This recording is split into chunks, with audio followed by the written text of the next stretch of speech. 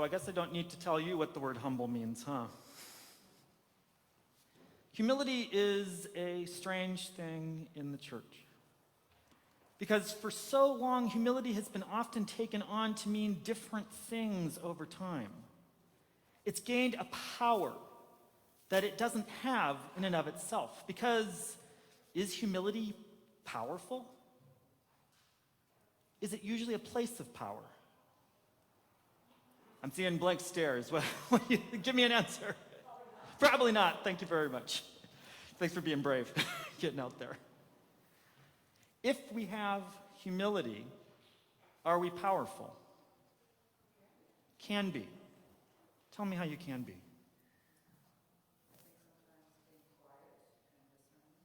Quiet and discerning is very powerful. Hold on to that. How else is humility powerful or not powerful? Setting an example that's different. How so? Say a little bit more. Some people might all be standing up shouting and one person is not, and might all look what is going on with that person. That's right. It can be different because everybody can be doing the same things, but one person stands out a little bit more. If we're humble, are we victims? No. I bring that up because there are two words that we get from the word humility. It is the idea of humility and humiliation. There is a difference between humility and humiliation, and one has power in a way that the other one doesn't. Humiliation has power in the sense that it can be used again and again in retrospect. It can make us feel as victims in this world so that we can hold power over someone else. I was humiliated, I was embarrassed, I was ashamed, and so now either I'm going to hold that to myself or I'm going to let it go. Essentially, the word of humility becomes a way of understanding forgiveness in God's world. That humility itself is a matter of letting go and remembering who we are in the scheme of things. Because if we feel humiliated, ashamed, embarrassed, anybody ever felt that way? Yeah, me too. The fact is that if we hold on to that, it can make us feel more powerful than we actually are. It can make us feel like as victims we have some kind of righteousness that we may not have. Hurt can do that to us. It can make us think that we have something that the world needs from us. That because we were victimized, because we were humiliated, we can hold it over everyone else. There's a power in that that's different than humility. On the surface, humility looks like giving up power, wealth, riches, any of these things that construe or are tools of power in our world. But at its base, humility simply comes down to the fact of another word we know so well that has the same root. What are we? Human. Understanding we are human brings us down to the level to understand, first off in the church, probably a good one, that we're not God. That we don't sit on high, we do not have the power of God, at least unto ourselves. Instead, we are made human, we are made on the same plane with each other, and yet at the same time position different ways of arguing, different hurts, different things that we hold against each other. That becomes the stuff that makes us feel humiliation, or to offer humiliation. When humility itself is to remember who we are in line with everyone else. It's a gift to understand that humility is not being able to understand a power dynamic, but being able to recognize the things in our world that give us power and assign us power. When we come to the church, we first remember that we have to bring all our stuff with us. And at the beginning of every service, we're reminded that God is with us in everything that we do, and reminding us how being human is not something to be ashamed or humiliated by. It's affirmed. That the positions in this world, the power that we have in this world, the things that assign power in this world are not the stuff of God, they're ours. The things we assign to ourselves. Being more than human essentially is to take on a posture that defeats the purpose of the creation. To remember that all things are brought about by God and all things are sustained, maintained, and nourished by God. What on earth does that have to do with bread? Who eats bread? Quite a few people, right? Different kinds of bread. We could do the whole children's sermon over again, but we won't go there. Bread is one of the most common things to find on every table. But if you think about it, and we think of how simple bread is, it's not all that simple, is it? The grain that had to be nurtured and cultivated so many thousands of years to get it to the place where we have it even now. The idea that the grains that we eat are all different types. The ways that all of those grains are ground and then had to think about with chemistry how to make that flavorful, nutritious. All of that is not simple. Combining it with different ingredients to make it something different than it is.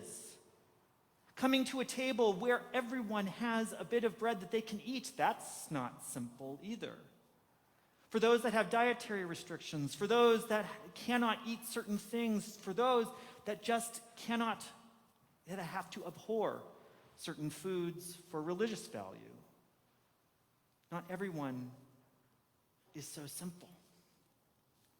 And not all our eating is simple. If you came to a table and someone did not have the food that you needed in order to eat, you might feel humiliated. But if there's something that everyone can eat at a table, it brings humility back in focus. It brings us back to a point where we have what is common for all of us to eat together. That the table becomes the great unifier. That the tables that we even eat at home and that we prepare for ourselves even become a reflection on the ways that we are connected to the world and to the God that brings us together. In our gospel for today, there's a bit of a wrestling match going on between Jesus and the people that are following him. It may not look like it because there's not really a fight, but it is a bit of a debate about what kind of bread is good for them, what kind of bread Jesus offers. The people are saying, we're hungry. Of course they are. People were starving for thousands of years. Bread was hard to come by. Even to the point that in the Roman Empire, they gave what was called I think it was the annona, which was the idea of a yearly giving of bread to the people in order to quell rebellion because of hunger. Fair enough. But in order to get that bread, all that grain had to come from middle of Africa and other places in Egypt. Places that it had to bring out all of the North African grain just to feed the Roman people. That's more complicated than just growing it in your backyard, isn't it? That bread was not simple. But it was used as a tool of power to quell those that would want to bring down the powers that kept them oppressed, the emperor and the ruling elite. Here's a bit of bread. Everything's okay now. In a world in which we understand starvation still today, we understand that bread and food can be very impacting and powerful. That food itself can be a tool of power. Who has it? Who has the ability to set the price on it? Who is growing it? Who determines what things are grown in the field and whether or not they will germinate with biological technology, right? That's a very powerful and complicated structure. So to the point that when we come to this table and we understand that this bread and this wine has gotten here, it's not just a simple matter of us choosing something for ourselves and for those who can eat it. It's a matter of playing into the very politics and dynamics of this world. And that's a lot to say about what just goes in your mouth. Humility comes back down to bread in the sense that we all eat. It's not so much the bread or the wine itself that makes it a simple meal, because it is not simple. Developed flavors over time. Even wine itself is not a simple process. Any wine drinkers here? It's not a simple process. Anything can go wrong in that process right up to the end, or else you get vinegar. So keep that in mind. But the simplicity of it is that everyone needs to drink. Everyone needs some kind of clean water, some source that allows people to come together and survive. Coming back to our gospel, people are talking about survival. Food that's going to get them from day to day. Give us manna that gets them from day to day. Store some of that manna up, as we have heard in the story from the Old Testament before. That this bread is perishable, and it feeds our perishing bodies to keep us from perishing. But Jesus goes beyond this. Talk about what bread really means for life on earth. It's not just about feeding our bodies, it's about feeding our souls. It's about feeding that spirit that continues on. It's not just about these bodies that we have, it's about how those bodies are used by God in the long term. The people here are talking about a short-term problem, considering their day-to-day and how on earth they are going to get through it. There's a lot of humiliation going on with the people that are following Jesus, those who believe that they're our ruling elite and they are oppressed because they are hungry. But Jesus says, I am the bread that comes down from heaven. For the Johannine Gospel, it's always coming back to who Jesus is. For Jesus, the question of bread is not so much about the eating itself, it's a matter of what that does for the community and the world in bringing it together. The fact is that the humility allows us to see God in a different light. The fact that Jesus himself comes down from heaven to be a human, a humiliating act, we might think, but instead understands humility as a way of being in the world.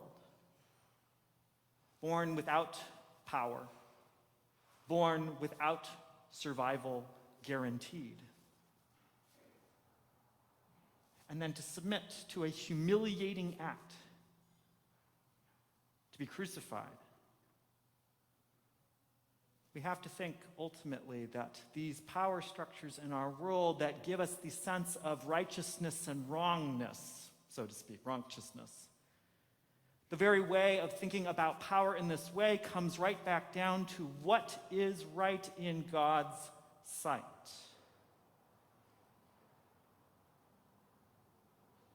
Bread for today and bread for tomorrow is something that we can think about very easily because it is a method that we're thinking of our own survival, our own ways, our own tastes, the things that make life worth living even. But if we forget at any point whose we are, we forget that humanity that is given to us, straight straight and most foremost is the fact that got ahead of myself. When we have that humiliating feeling in this world, we must have to forget then whose we are sometimes. Engaging in the power structures of this world, leading ourselves to be powerful, taking on those roles, makes us forget that we are what we eat. It's not just about the food. It's about how we live together and how we secure even food for other people. We come to this table knowing that we will not be turned away. You hear that every Sunday. That all may have what they receive at this table is nothing short of a miracle, and it is so complicated. But the simplicity of our eating together comes back to our very creation in God. As we, indeed, feast, take in, survive, and share, most importantly, share the bread of heaven. Amen.